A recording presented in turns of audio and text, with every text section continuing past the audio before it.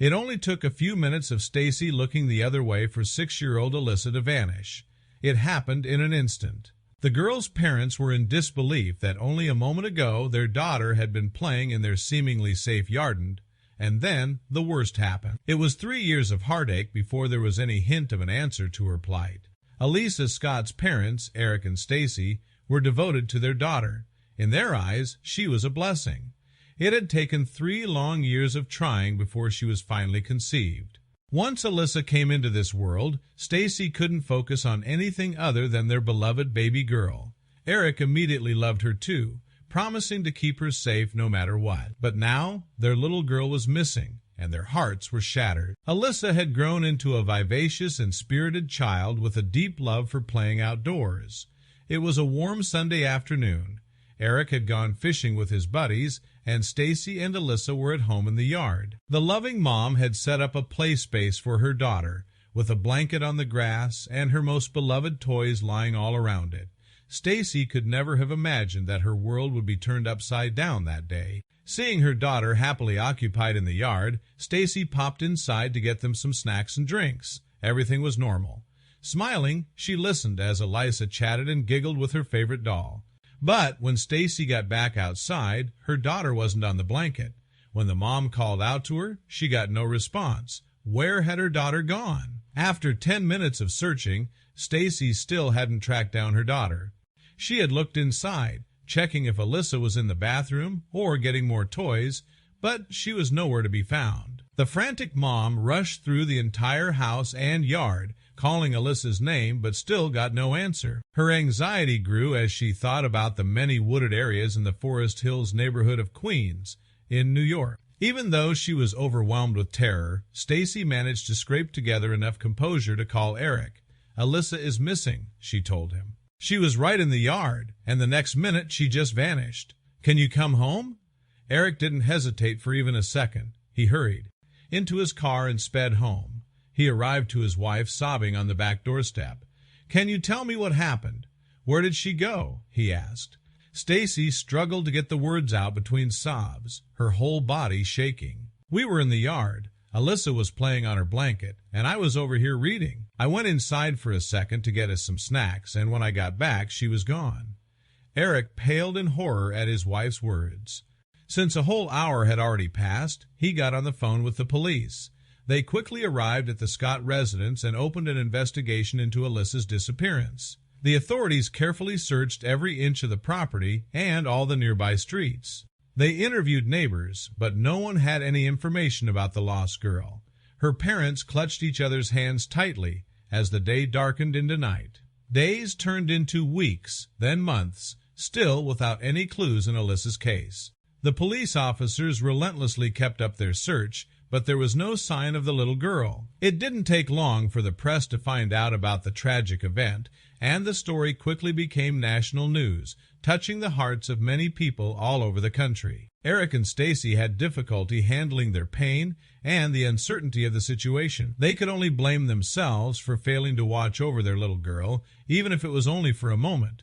The guilt became a heavy burden for them both. In the meantime, the Forest Hills Police Department's lead investigator on Alyssa's case, Detective Tanya Turner, had a gut feeling that this story was more complicated than it seemed. Locating Alyssa became the detective's sole focus, and she scrutinized all the clues they had, regardless of their perceived significance. On one occasion, when she was studying old files, she came across a forgotten statement from a witness.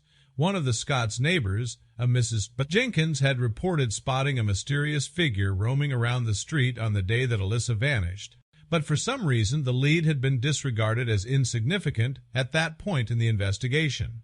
Detective Turner made the decision to now pursue this avenue of investigation, following it to a homeless man called Jack. He had been squatting in one of Forest Hills' wooded areas and was known for strange behavior and a record of minor criminal infractions. The detective had an uneasy feeling in her stomach as she got closer to Jack, whom she had found sitting by a small campfire. She had heard the rumors of his inexplicable aggression toward strangers. Detective Turner interviewed Jack Mully, but he denied any connection to Alyssa's disappearance. He maintained he wasn't in the area on that day and that he hadn't noticed anything strange. But just as Detective Turner got ready to leave, something strange caught her eye. There was a doll poking out of a ragged bag at Jack's side, and it was eerily similar to the one that had belonged to Alyssa. Adrenaline rushing, she questioned him about the doll. He muttered unintelligibly, again denying any connection to the missing girl. "I found it lying in the road. I have no idea who it is," he told the detective. Detective Turner's gut feeling was that she had stumbled upon something significant, but she would need physical evidence to take it any further. She was certain the doll was Alyssa's, but couldn't tell if Jack was lying about his involvement. Determined to find the answers and to do that, she'd need the doll before he could stop her. She grabbed it out of the dirty bag and left the forest in a hurry. The detective went straight to Eric and Stacy, revealing the doll she had successfully obtained. Stacy's eyes welled up. "That Cynthiashi was Alyssa's favorite doll. How did you get this?" she asked shakily. Unfortunately, Detective Turner couldn't tell them more at the moment, in case they decided to pursue Jack themselves, which would endanger the investigation. "I came across it nearby while doing some investigation," Tanya told them, trying to maintain her composure in the tense emotional situation. "But we need to be careful and try to stay patient. I think I have a good lead, and I assure you I won't give up until we find out what happened to your daughter." Eric held his wife close as they felt a kernel of hope in the midst of their sorrow. They had confidence in Detective Turner, comforted by the fact that she would do all she could to safely recover their little girl. For 3 years of arduous searching, Tanya dedicated all her time to helping the devastated parents track down their daughter. The detective organized a covert surveillance network around the forests where Jack had been seen. She requested extra backup, including a squad of undercover officers, hoping they would be able to find more evidence without Jack growing suspicious. Several weeks went by, during which the team carried on their work without respite, watching the area 24/7, but it wasn't easy to track Jack's activities, and they were yet to find anything that could further connect him to Alyssa's case. Were they paying attention to the wrong lead? It didn't seem to unsettle Jack when officers confronted him. It seemed like he had nothing to conceal, which was backed up by the surveillance materials. But the authorities knew that a good criminal could easily conceal themselves. Was this the case with Jack? Tanya had to consider whether they had overlooked something about Jack. They had become so confident that he was involved in Alyssa going missing, but they still had no proof that he was undoubtedly guilty. They had less and less of a justifiable reason to be suspicious of the man. The detective couldn't understand why they were struggling so much to find any dirt on him. Tanya had a lot of experience dealing with criminals, and she was aware of how skilled they were capable of being. Was Jack one such person? Could he be such a skilled criminal that he could just hide in plain sight? Could that be the reason they couldn't find anything connecting him to the disappearance? The detective would find out the truth soon. After a lot of thought, Detective Turner began debating whether Jack was aware he was being monitored. It could be an explanation for their inability to find any evidence against him. If he knew he was being surveilled, there was no doubt that he would know how to hide his track. If he was aware that he was being followed, he would know to avoid his key location. Tanya knew they would have to figure it out ASAP. It was crucial for them to find out if he was aware of their operation, because if so, they would have to come up with a new plan. If he was conscious of their surveillance, their best move would be to convince him that they had lost interest in him as a suspect. Then he might make a mistake that they could use to detain him. But one evening, something occurred that made the detective reconsider every lead she thought they had. While monitoring Jack, she noticed something else completely. Tanya wasn't sure why exactly it drew her eye, but she had the feeling it could be a major lead in their investigation. Were her instincts correct, or was it just wishful thinking? As the police carried on their surveillance, Detective Turner realized an unfamiliar figure was sneaking around in the forest vicinity. They appeared to be observing Jack from afar, but remaining out of sight themselves. The bizarre development piqued Tanya's curiosity, leading her to pursue it further. Who could this new stranger be, and what did they have to do with Jack? In the coming days, the detective closely monitored the strange new presence. Her eyes were trained on them just as often as she was watching Jack. Then she came to realize something about this scene was off. She had initially thought the new figure was another criminal attempting to somehow contact Jack, but it wouldn't be long before she found out she was wrong. The second figure was observing Jack every single day. To Detective Turner, it almost seemed like they were covertly investigating something too, but she was well acquainted with all the detectives on the police force and all the local private investigators. This person's description didn't ring a single bell. So who were they, and why were they here? Tanya racked her brain trying to figure out what was going on. Why was the stranger so obsessed with their investigation? Did he want something from Jack?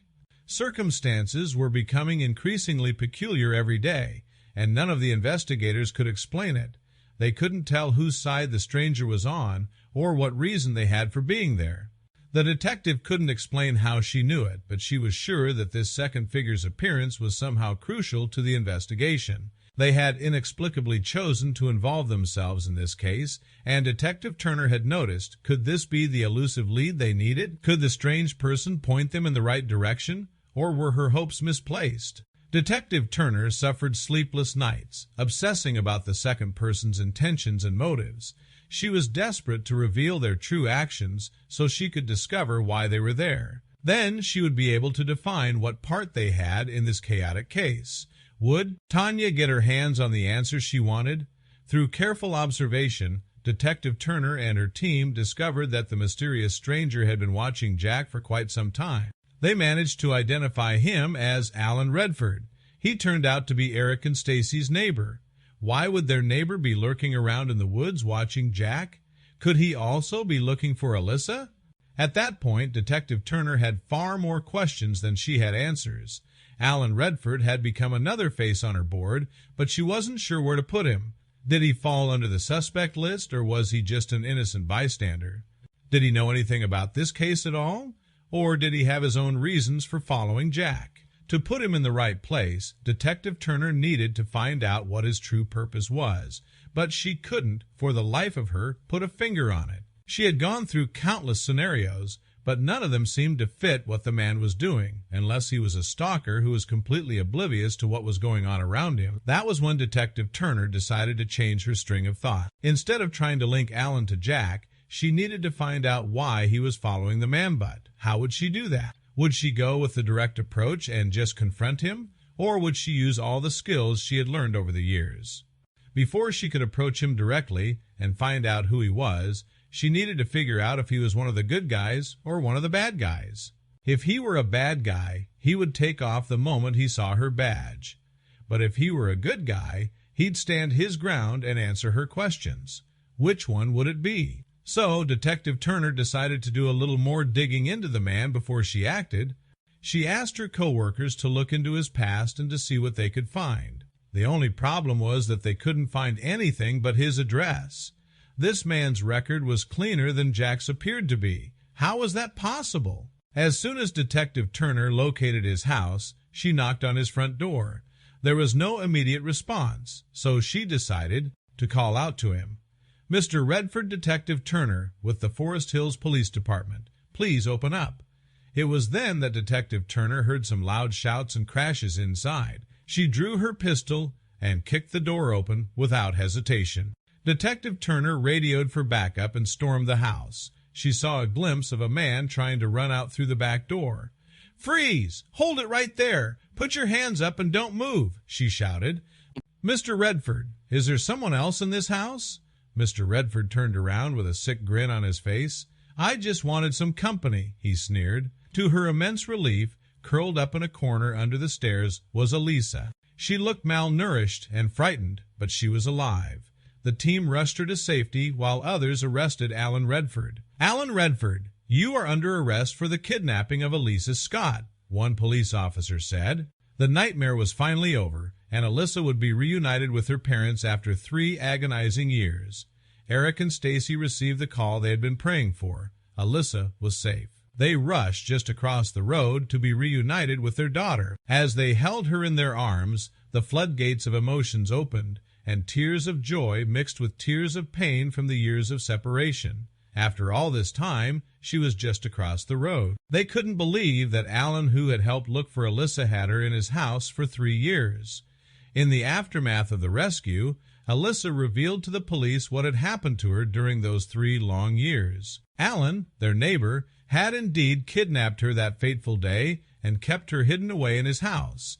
He had threatened her not to make a sound or try to escape, terrifying her into silence. She had dropped her favorite doll, Cynthia, just as Alan had grabbed her from their backyard. With Alyssa's statement and the evidence gathered, Alan was charged with kidnapping, and his sordid past was fully exposed. The road to healing for Alyssa, Eric, and Stacy was long and challenging, but they had each other's love and support to carry them through. Professional counseling helped Alyssa cope with her trauma, and she showed remarkable strength in rebuilding her life. Meanwhile, the trial against Alan proceeded, and he was sentenced to life in prison. The community, once plagued by fear, finally found some closure and a sense of security. Detective Tanya Turner's dedication and unwavering pursuit of justice did not go unnoticed. She was commended for her exceptional work on the case and received numerous awards and recognition for bringing Alyssa home and bringing the perpetrator to justice. Through their ordeal, Eric, Stacy, and Alyssa emerged as a stronger family. The experience had taught them the importance of cherishing every moment together and being vigilant about each other's safety. Alyssa grew into a resilient young woman, determined to make the most of her second chance at life. Eric and Stacy became advocates for child safety and worked to raise awareness about kidnapping prevention. As the years passed, Alyssa's kidnapping case became a distant memory for the public. The media moved on to other stories, and the neighborhood of Forest Hills slowly returned to its sense of normalcy. For Alyssa and her family, life continued marked by growth, love, and healing. They paid tribute to the bravery of Detective Turner and the dedicated police officers who never gave up on finding Alyssa.